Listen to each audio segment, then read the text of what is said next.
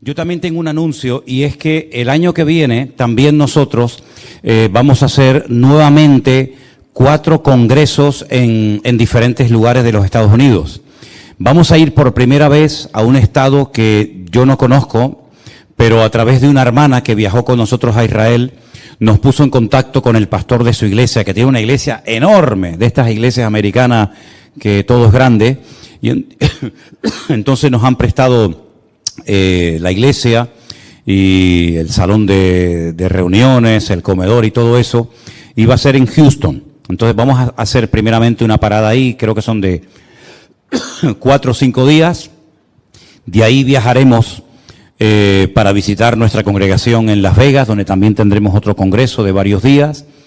Nos trasladaremos a San Francisco, donde tenemos también una iglesia nuestra, estaremos allí, y finalmente volveremos a Florida, a Miami. Quiero decirles que ya se ha abierto una congregación en Florida nuestra, que se está reuniendo en principio todos los domingos en Orlando, en una iglesia que hemos alquilado.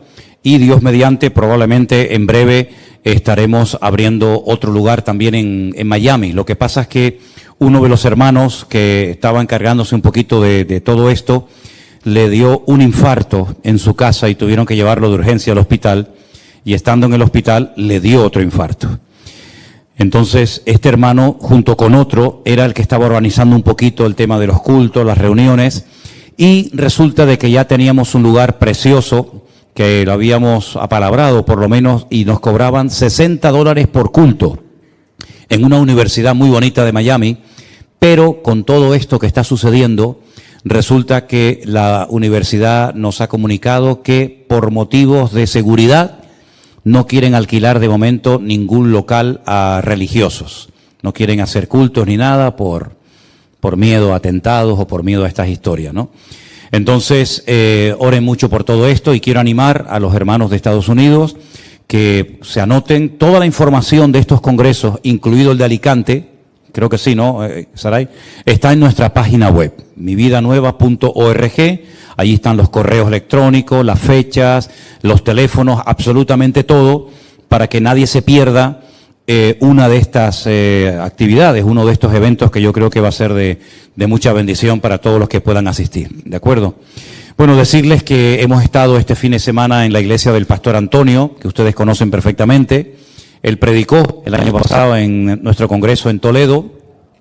Ellos cumplían 12 años. Y nuevamente me han vuelto otra vez a invitar, y hemos tenido unos días preciosos. Tuvimos la primera reunión el viernes por la noche, luego el sábado tuvimos, creo que fueron 2 reuniones, si no recuerdo mal, una por la mañana y una por la noche, me parece que fue así.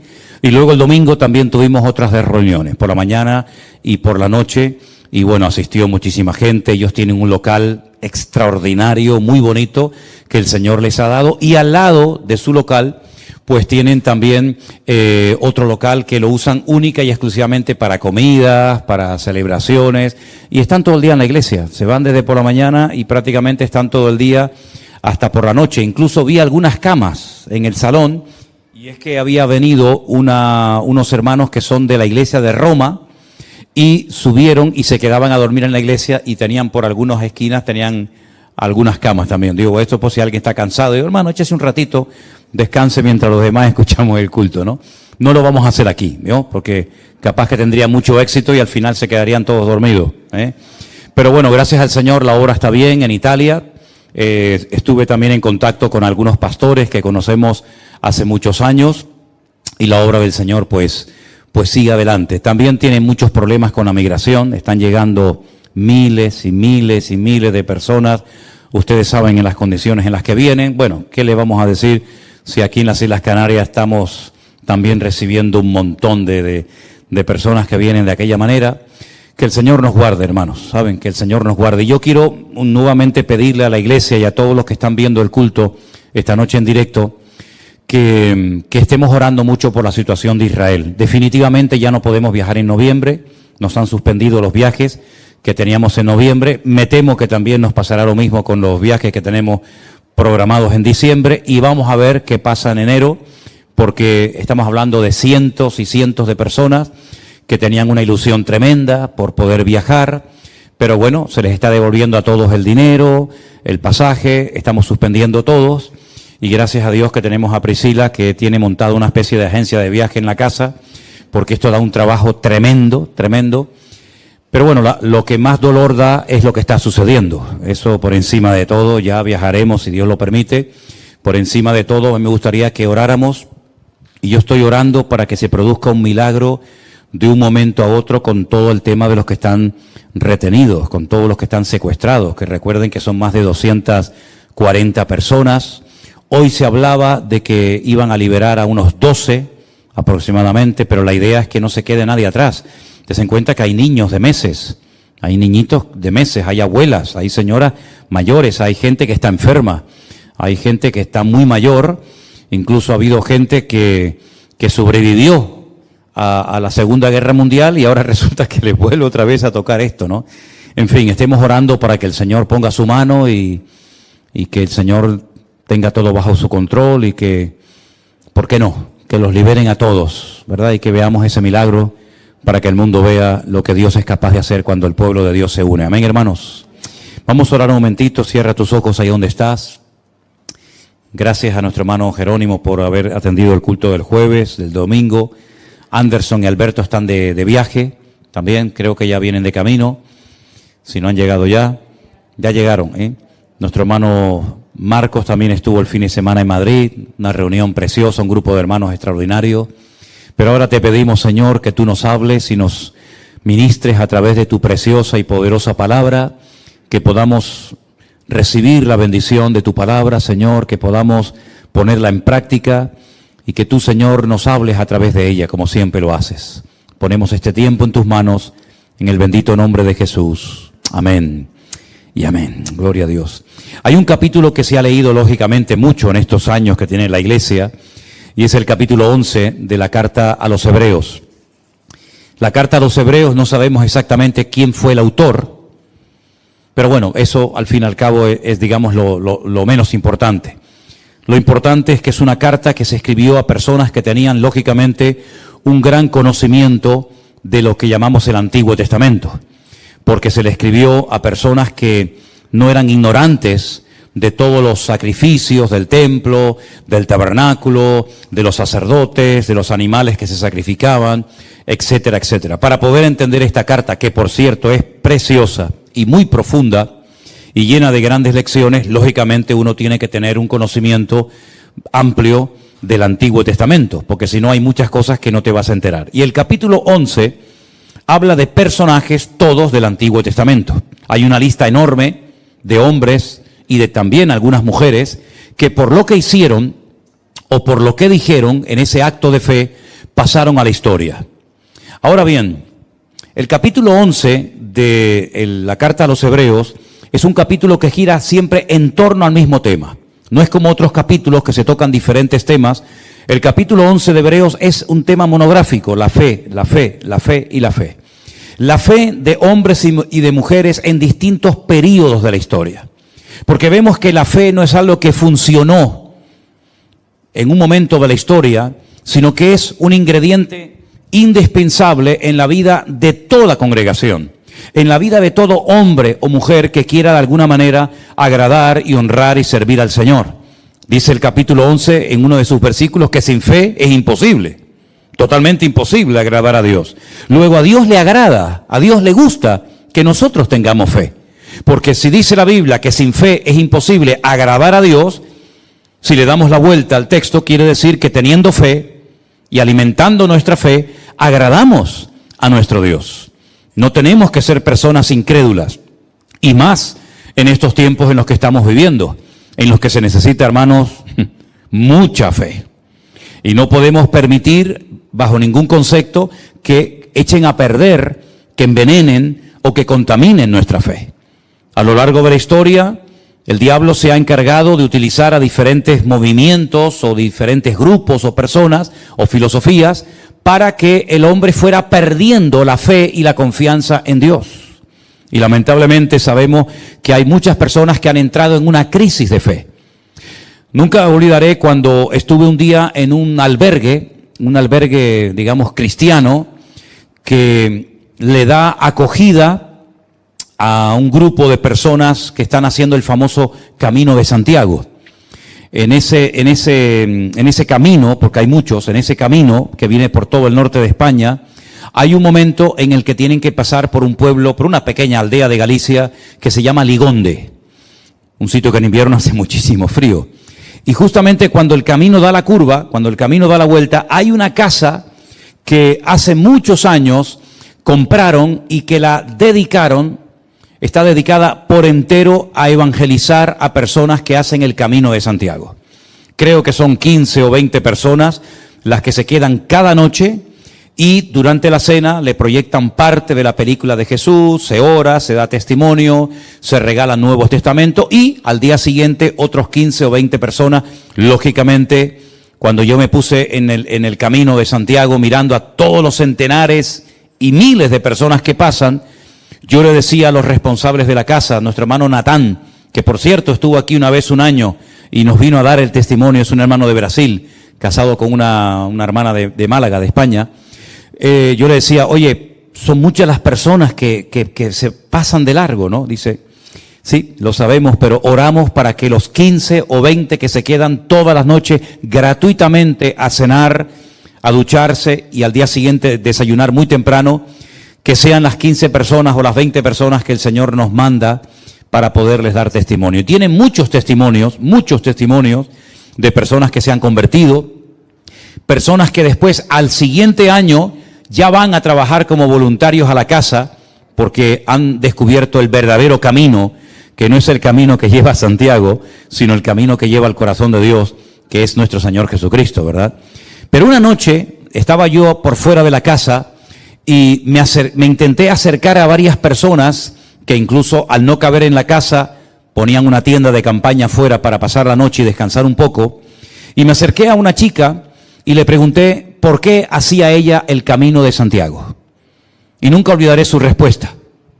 Su respuesta fue, dice, porque he perdido la fe y quiero hacer el Camino de Santiago para ver si la recupero.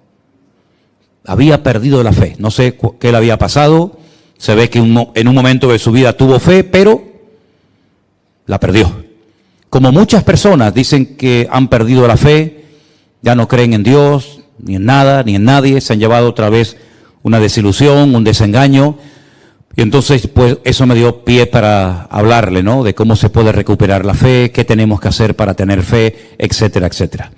Hermanos, la fe, dice la Biblia, que la vamos a utilizar ahora, en nuestra vida presente, en la eternidad, no vamos a necesitar la fe absolutamente para nada.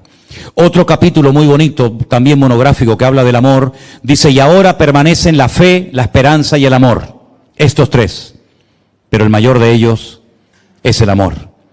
Es interesante que el tema de la fe es algo tan importante, que cuando Pablo escribe otra carta a los hermanos de Galacia, cuando él está hablando acerca de cómo se comporta un hombre en la carne, las obras de la carne, ¿no?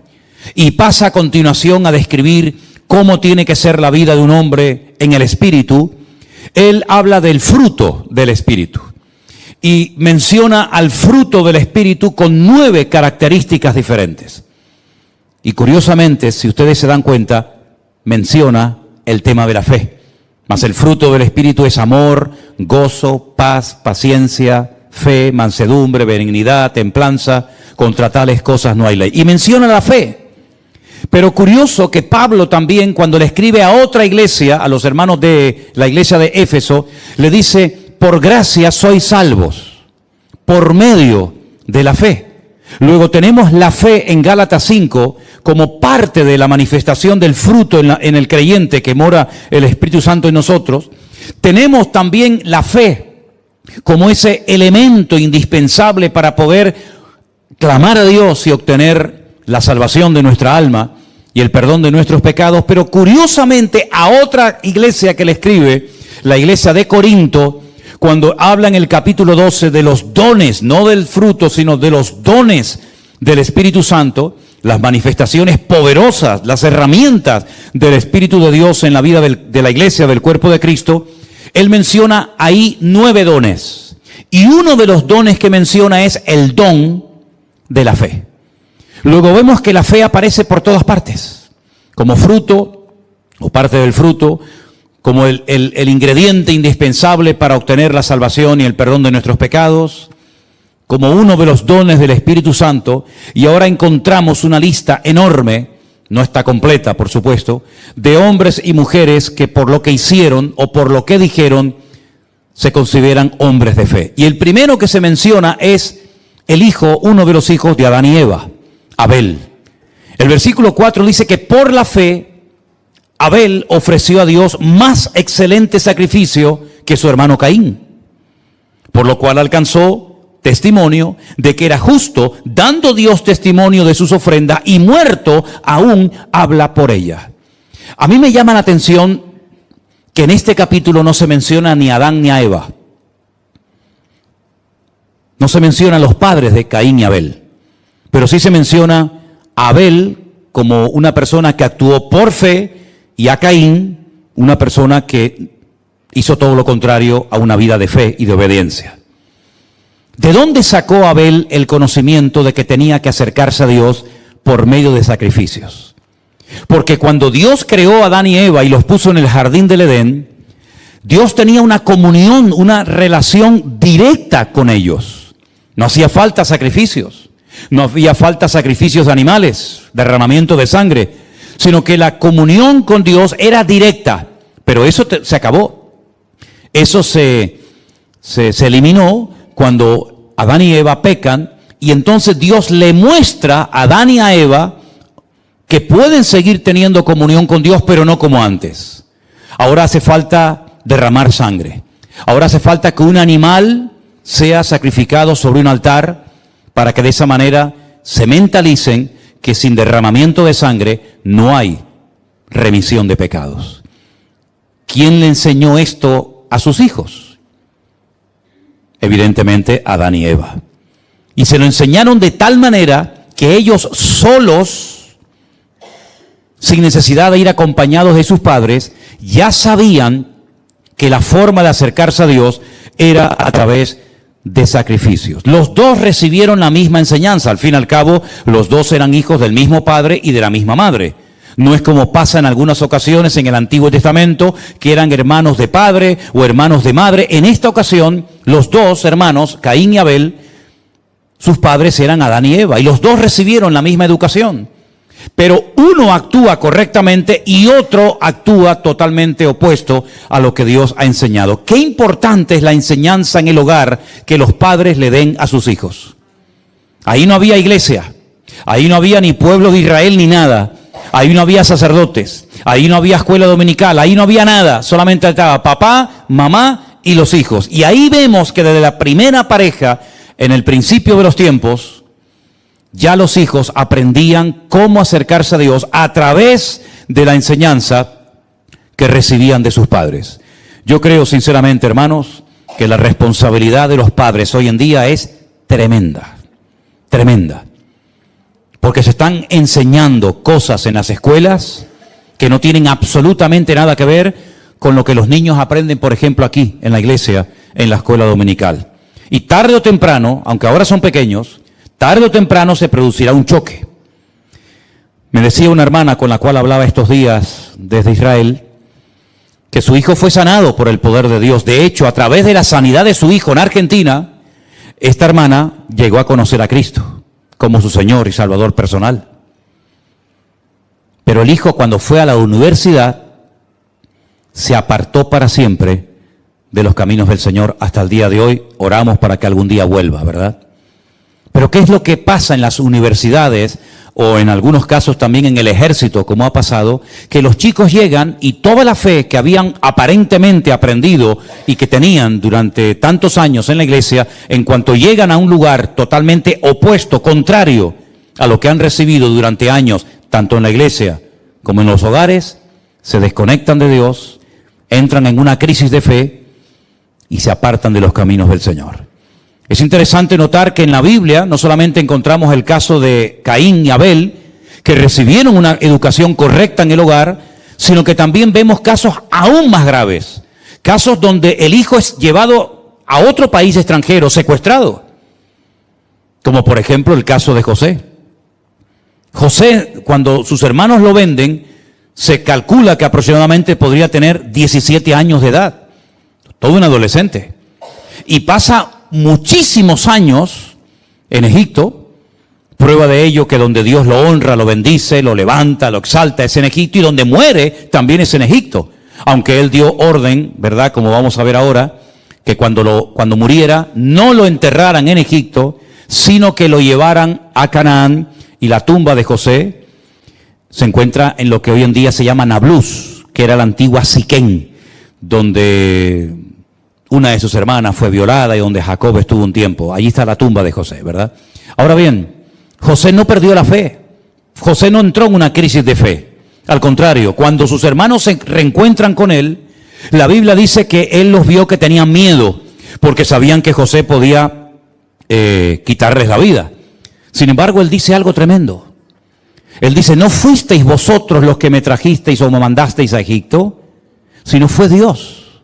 Es decir, yo me he dado cuenta que Dios les utilizó a ustedes sus celos, su envidia, y lo utilizó el Señor para que me trajeran aquí, y aquí es donde yo tenía que estar para poder bendecirles a ustedes y ser un instrumento útil en las manos del Señor. Sí, él no se quejó, sino que él entendió que aquellos celos, que aquella envidia de sus hermanos, aquel acto terrible, primero de querer matarlo y luego de venderlo como esclavo para Egipto, fue algo que Dios permitió.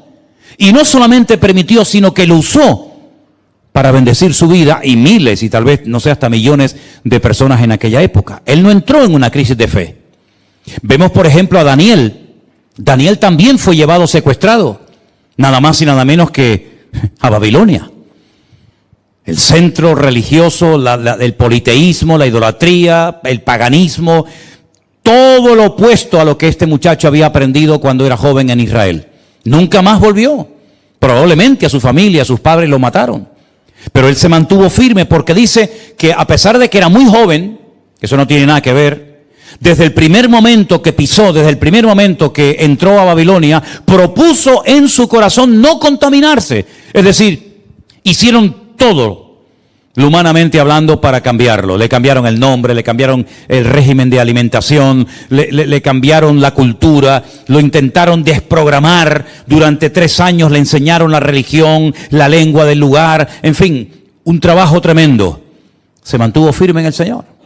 Entonces, la educación en el hogar es algo de vital importancia que puede marcar el destino de un hijo para el resto de su vida. Amén, hermanos.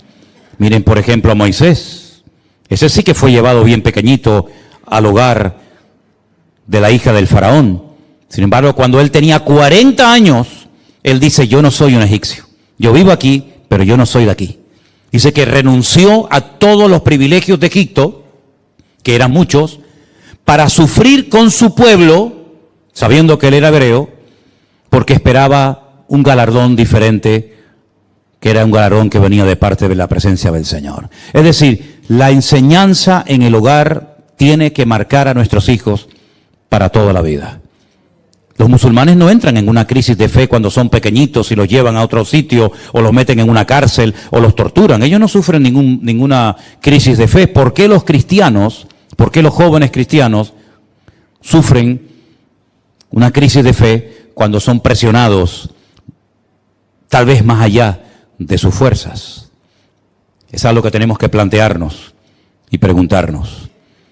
La Biblia no solamente habla de Abel, habla de un tal Enoc, que dice la Biblia que no murió, sino que fue llevado en vida a la presencia del Señor. El versículo 5 dice que fue traspuesto para no ver la muerte, y no fue hallado porque Dios lo traspuso. Y antes de que fuese traspuesto tuvo testimonio de haber agradado a Dios. En el caso de Enoc, la fe le sirvió para agradar a Dios y para caminar en santidad y en obediencia a pesar de que vivió en unos tiempos terribles. Era casado, tenía hijos, ¿verdad? Pero sin embargo, él se mantuvo firme y agradó a Dios. No solamente se mantuvo firme sin pecar, sino que agradó a Dios por la fe. Sin embargo, Abel no habla de que su fe era para agradar a Dios, sino para dar un buen testimonio al mundo. Y dice hasta el punto que ya no está entre nosotros, ya está muerto, pero lo que hizo, su acto de obediencia, Dice la Biblia que habla hasta el día de hoy. Pasamos rápidamente al personaje de Noé. Noé es un personaje conocido por la mayoría de la gente. Un hombre que no logró alcanzar a nadie durante toda su vida, excepto a sus 3 hijos, a las esposas de estos y a su propia esposa. 120 años, según cuenta la Biblia, predicando. Dice que era un pregonero de justicia, un predicador, advirtiendo a las multitudes de que vendría un diluvio. No ganó ni a uno, pero no se desanimó. No entró en una crisis de fe. Señor, ¿por qué no me hacen caso? Nadie se convierte, nadie me cree, nadie me apoya, nadie me ayuda. Él solito con sus hijos tuvo 120 años construyendo aquella enorme embarcación, tremenda. Y él se mantuvo firme. Y esa fe le mantuvo firme en la tarea que Dios le había encomendado. No claudicó, no se cansó, no dijo aquí no pasa nada, todo sigue igual, aquí no llueve, esto es un engaño, tal vez yo me equivoqué, tal vez fue mi conciencia, yo qué sé. Sino dice la Biblia que él se mantuvo firme porque creía que lo que Dios le había dicho se iba a cumplir. Amén, hermanos. Esa es la fe que nosotros necesitamos hoy en día. Una fe que sea perseverante, no una fe transitoria, una fe pasajera. Una fe que ahora sí me ayuda muchísimo, pero la semana que viene la perdí por el camino. No se olviden que cuando Pablo también habla en la carta a los Efesios de la fe, él compara la fe con un escudo. ¿Se acuerdan? El escudo de la fe. Y dice, sobre todo, tomad el escudo de la fe con la cual podáis apagar todos los dardos de fuego del maligno. Es decir, la fe nos va a ayudar a mantenernos firmes y a neutralizar cualquier ataque que el enemigo lance contra nuestra vida. Y por supuesto, si la Biblia no habla de Abraham, que dice la Biblia que era el padre de la fe, pues algo le faltaría al capítulo. Se habla de él y de su esposa. Qué bonito cuando hay matrimonios que los dos son hombres, son personas de fe, ¿verdad? Hemos conocido muchas familias que él, pues sí, quiere ir en serio con el Señor, quiere servir al Señor, pero ella no, ella como que le acompaña obligada, ¿no? O al revés, hermanas que tienen un deseo tremendo de servir al Señor, de participar en todo, de apoyar la obra, y él ahí está como en el banquillo, ¿no? Estos jugadores que están en el banquillo, que se visten de futbolista pero nunca juegan, sino que se quedan ahí, ¿no? Hermanos queridos, qué hermosos cuando la Biblia habla de matrimonios, de parejas que los dos, tanto uno como otro, eran personas comprometidas, personas fieles, personas ordenadas, personas de fe. Tenemos el caso de Priscila y Aquila, ¿verdad? Tenemos el caso ahora de Abraham y de Sara. Dice que cuando Dios lo llamó, él obedeció para salir a un lugar que no sabía dónde se encontraba. Hoy en día, con un teléfono por internet, podemos ver la geografía del mundo. Pero en aquellos tiempos, mis queridos hermanos, cuando te hablaban de otras regiones, a menos que la gente que vivía en esos sitios te contara cómo era ese lugar, no había fotografías, no había libros, no había internet, no había acceso a tanta información como tenemos hoy en día. Saben, este programa, a mí me gusta mucho de vez en cuando utilizar el Google Earth, lo habéis visto, ¿no? Cualquier parte del mundo, pum, pinchas y recorres las calles, puedes ir a medio mundo sin salir de tu casa, así con un teléfono. Y nos hemos dado muchas vueltas por el mundo, ¿eh? Les puedo asegurar que hemos visto un montón de lugares. A veces dice, oye, esta isla tan pequeñita que está entre este país y otro, empiezas a acercar, y de repente ves coches y casas y edificios, y dice, oye, vive gente en ese lugar, ¿no? Me imagino que también lo habrán dicho mucho de nosotros, ¿no? Cuando al principio nadie sabía dónde estaban las Islas Canarias y de repente veían ahí unos puntitos que ni se ven, de repente acercaban y decían, ah, mira, vive gente ahí en ese puntito, ¿no? Pensábamos que eran islotes perdidos en alta mar, ¿no? Abraham no sabía cómo era el país que Dios le estaba prometiendo en herencia, pero podía haberle dicho, Señor, una pregunta, ¿y el país al que voy tiene agua, tiene montañas, es llano, es bonito, es feo, es un desierto? Abraham no le hizo ni una sola pregunta a Dios. Y yo creo que en esa falta de preguntas también está demostrando tener fe. Porque ¿qué más da si es un país grande, pequeño, con agua, verde o feo? Si es lo que Dios me da, yo diré gloria a Dios, porque lo que Dios tiene para mi vida siempre será lo mejor. ¿Cuántos dicen amén?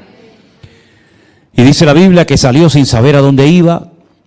Llegó a ser el hombre más rico del mundo.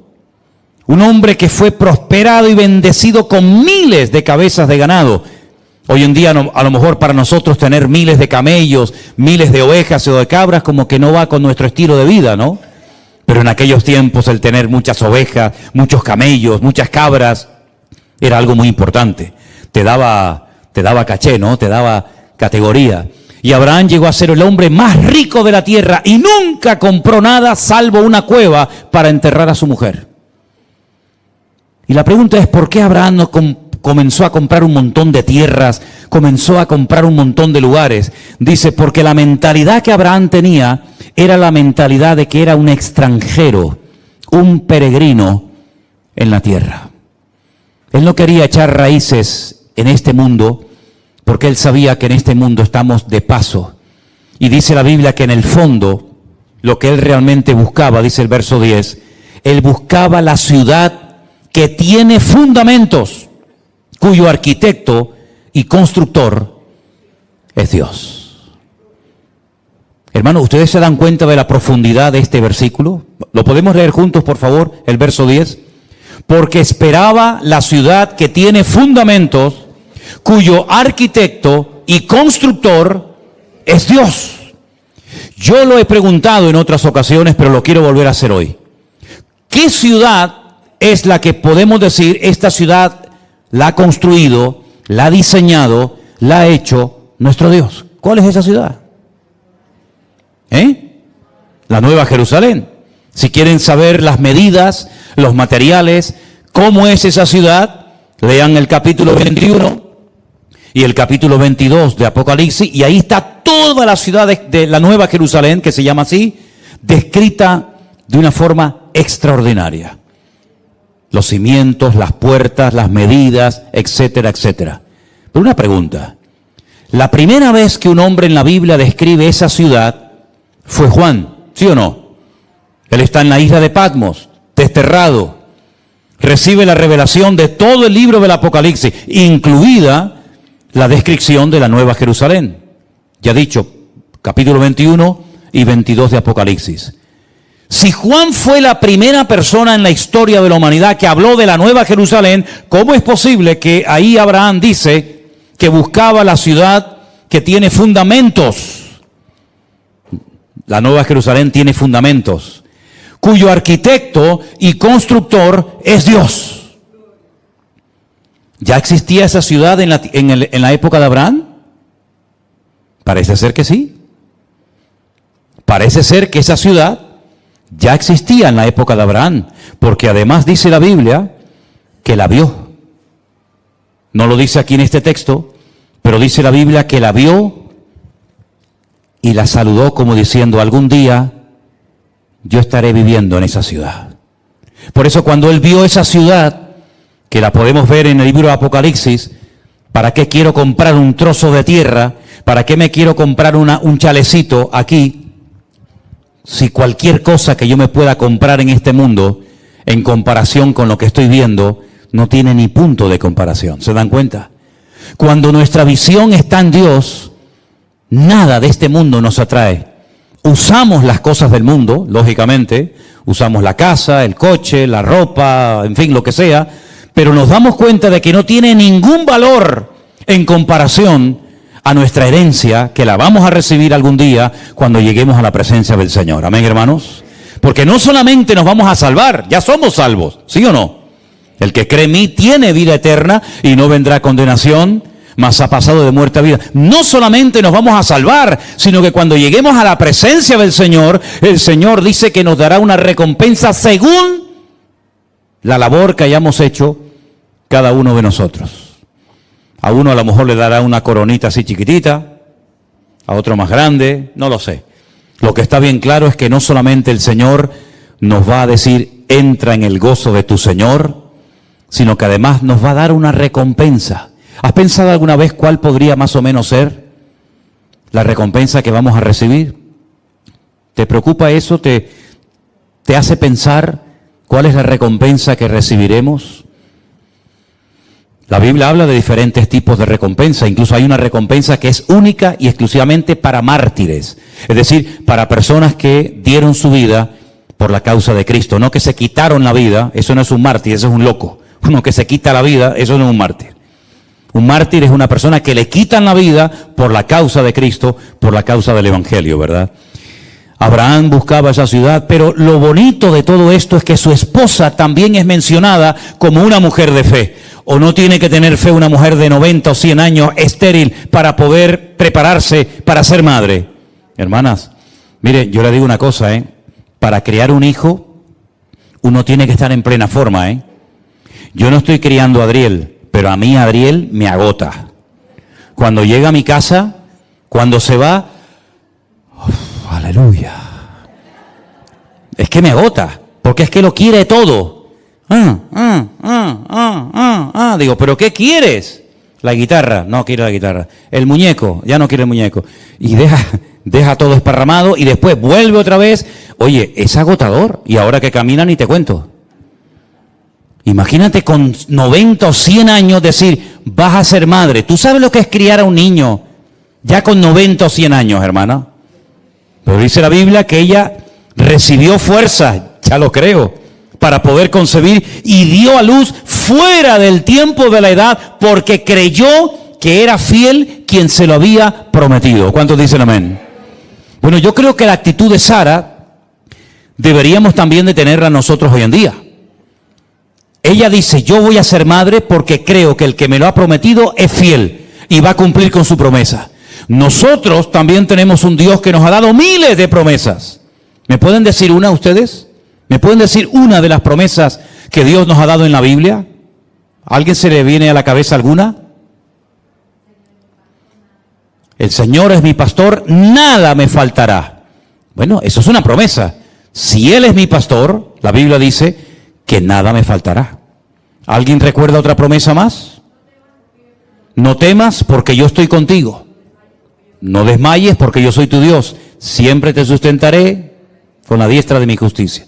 Sí, algunos han dicho casi 7,000 y pico, 8,000 promesas. Si Sara recibió una promesa, vas a ser madre, y dice que creyó, su fe le dio la fuerza suficiente para poder concebir, porque ella creyó que era fiel quien se lo había prometido.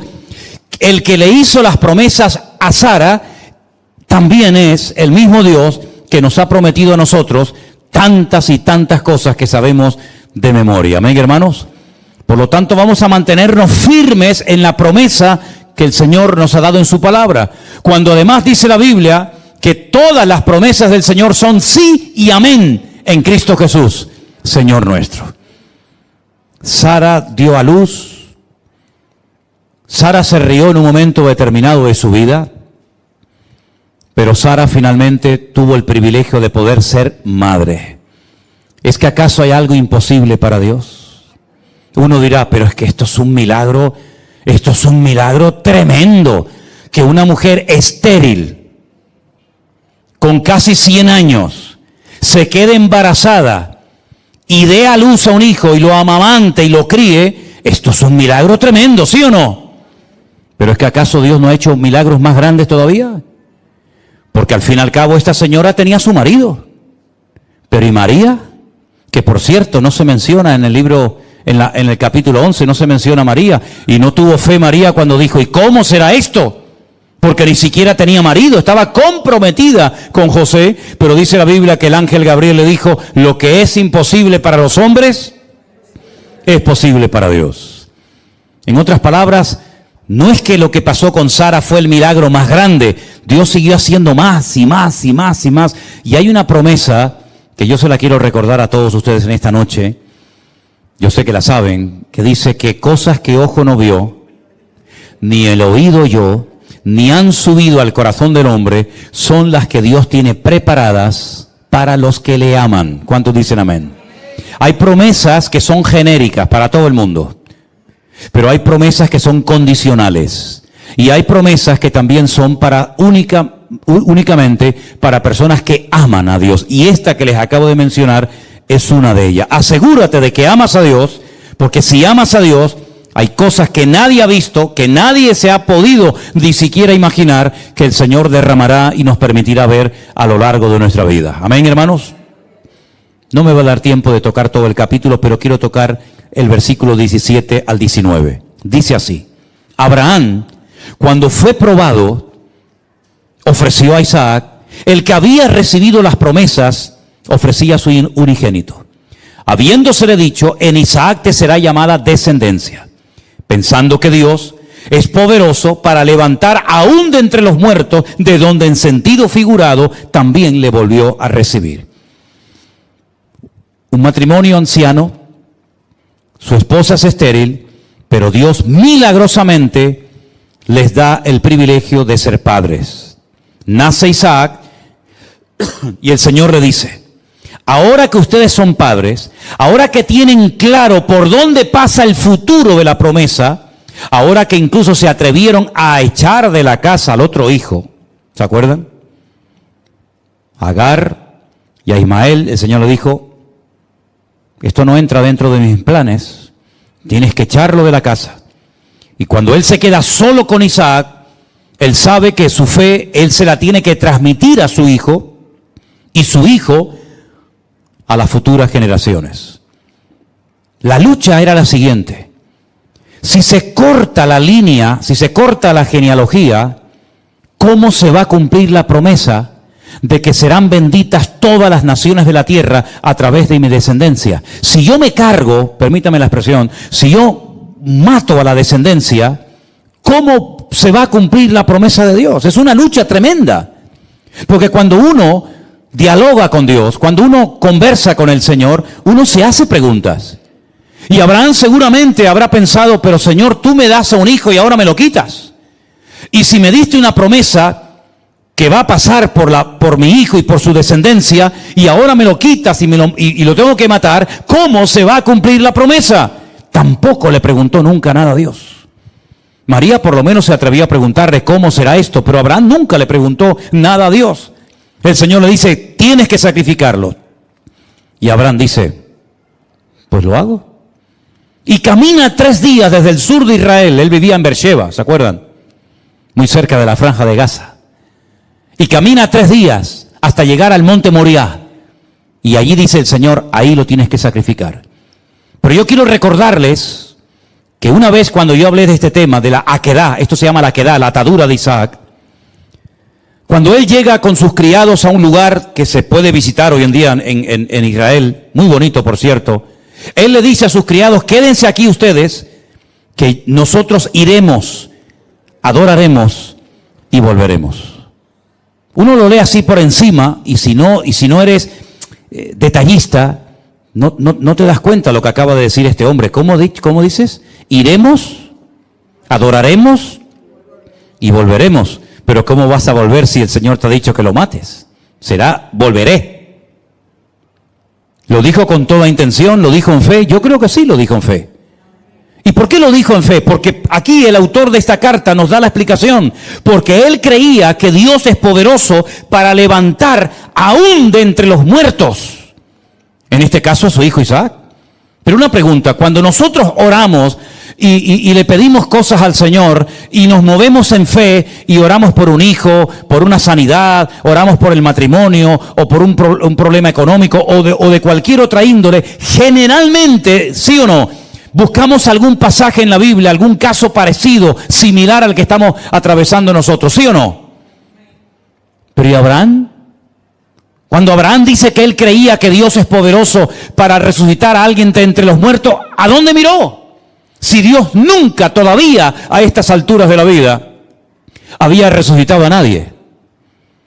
Bueno, pero eso significa que Abraham conocía el poder de su Dios. No necesito ver nada, no necesito leer que Dios un día resucitó a un muchacho joven como mi hijo, porque yo sé que aunque no lo he visto, aunque nadie me lo ha contado y aunque no lo he leído, yo sé que si yo lo sacrifico, mi Dios me lo puede devolver de entre la muerte. Eso es una fe tremenda. Y Abraham va, tal vez con el corazón dolorido como padre que era, pero va en obediencia a lo que Dios le ha pedido. Y a mí me gustaría que estos ejemplos que estamos viendo, que son tremendos, tremendos, nos ayuden a nosotros y nos motiven a mantenernos firmes en la fe. Porque es muy bonito cuando tienes al niño que ha nacido. Y es muy bonito cuando tu mujer te dice, oye, el Señor ha cumplido su promesa y vamos a ser padres. Todo eso es hermoso. Y es muy bonito cuando por fin llegas a la tierra prometida y el Señor te dice, mira, toda esta tierra te la daré a ti y a tu descendencia. ¡Wow! Un país entero para mí solo. Todos los ríos, la montaña, el valle, todo es para mí y para mi descendencia. Todo eso es hermoso. Pero llegó el momento de la prueba.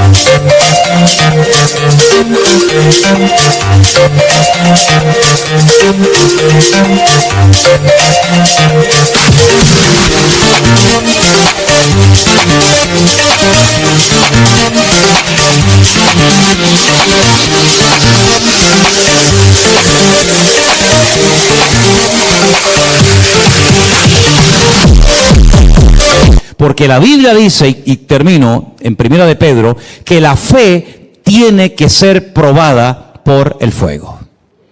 Porque una fe que no es probada, no se sabe qué tipo, qué calidad de fe es. Por lo tanto, si en un momento determinado de nuestras vidas el Señor nos prueba en cuanto a la fe, pues nos está haciendo un favor. Porque el buen oro tiene que ser purificado por el fuego. Y la buena fe tiene que ser probada por por el fuego. Pero dice la Biblia que tenemos que tener en medio de la prueba, en medio del fuego, sumo gozo, sabiendo que saldremos de la prueba fortalecidos en el nombre del Señor. ¿Cuántos dicen amén? En otra ocasión seguiremos meditando en el resto del capítulo, pero quiero que oremos en este momento a nuestro Dios. Y le hagamos esta petición al Señor, hermanos, si os parece. Señor, fortaléceme la fe. Que no decaiga mi fe, Señor. Que el mundo no me robe la fe que has puesto en mi corazón, Señor. Que no sea una fe religiosa, una fe muerta, sino una fe viva, que crece y se desarrolla. Porque el justo por la fe vivirá. Y la fe es contagiosa, hermanos. Y eso es lo que tenemos que transmitir a la gente. Fe. No quejas ni lamentos, ni lloriqueos absurdos y ridículos. La fe que ahora tienes, Timoteo, es una fe no fingida, le decía Pablo a Timoteo. Fe que habitó en tu abuela Loida y también en tu madre Eunice. Y estoy seguro que en ti también. Contagiemos nuestra fe a nuestros hijos. Transmitamos nuestra fe, nuestra confianza, nuestros valores, nuestros principios a nuestros hijos, a nuestros nietos. Cultivemos palabras de fe en el hogar. Prohibida la queja, prohibido quejarse. ¿Se acuerdan? ¿Se acuerdan aquello? Marzo 2020, prohibido quejarse. Qué bien nos vino en aquellos días, ¿eh? Qué bien nos vino, prohibido quejarse. Todo el mundo se quejaba, todo el mundo se lamentaba, todo el mundo muerto de miedo. Nosotros tuvimos unos días tremendos, preciosos. Aquellos chats, aquellas competiciones bíblicas, aquellas obras de teatro, aquellos salmos que aprendíamos de memoria, como el Señor estaba en silencio, en oculto, preparando una enorme cosecha mundial de miles y miles y miles de almas, mientras nosotros estábamos cultivando nuestra fe. Aleluya. Con lágrimas, porque llegaría el momento de cegar con regocijo. Que no decaiga nuestra fe, Señor. Que nos mantengamos firmes en la fe, que podamos transmitir nuestra fe a nuestros hijos y que podamos también estar en esta lista como hombres y mujeres de fe. Gracias, Señor, por todas las maravillas que has hecho en nuestras vidas y por todas las que harás. Oramos en fe por la liberación de esas personas que están secuestradas. Señor, que salgan todos vivos. Que se produzca un milagro para que el mundo vea lo que Dios es capaz de hacer cuando la iglesia del Señor ora. Oramos por esos niños pequeños, esos ancianos que están secuestrados, Señor, en el nombre de Jesús. Para el hombre es imposible, pero para Dios todo es posible. Glorifícate, Señor, y pon tu paz en nuestros corazones y que alimentemos cada día nuestra fe con tu palabra. Gracias por los ejemplos que encontramos en la Biblia de hombres y mujeres de fe que pasaron dificultades, pruebas y luchas tremendas, pero se mantuvieron firmes en la fe y te agradaron en todo lo que hicieron. Aleluya. Gracias, Señor. Ponemos todo en tus manos en el nombre de Jesús. Amén.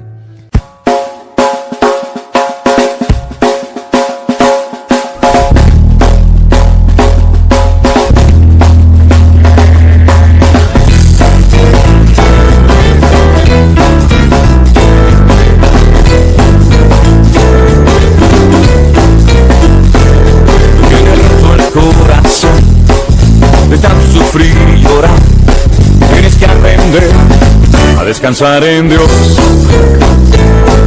No importa lo que te dije, no importa lo que te hicieron, tienes que aprender a descansar en Dios.